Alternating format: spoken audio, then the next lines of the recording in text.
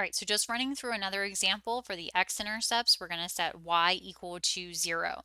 Remember that when you set your function equal to 0, you will first eliminate the denominator. And again, you can formally do this by multiplying both sides by x minus 10.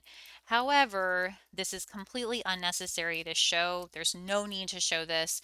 You can go straight to, I am just simply going to set the numerator equal to 0. Okay, so you don't need to show all this elimination of the denominator. You could just say I set y equal to 0. I eliminate the denominator. That means I'm really looking at the numerator equal to 0. Now, remember, anytime you have an equation, you are trying to either undo PIMDES or you are trying to factor. So here with undoing PIMDES, no addition and subtraction, there is multiplication. So I want to divide both sides by 6.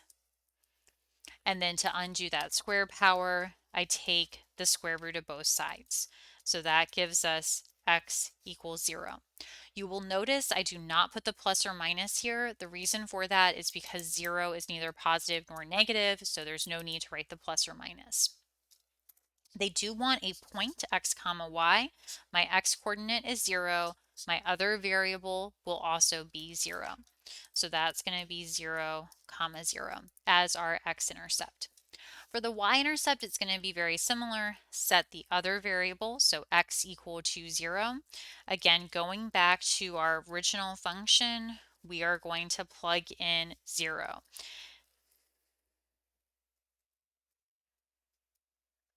This gives you 0 in the numerator, negative 10 in the denominator. That, if you put that in on your calculator, will be what we call an OK. It will simply reduce to 0. So the y value, or the f of x value, is 0, and the x value is also 0. So you get 0 comma 0.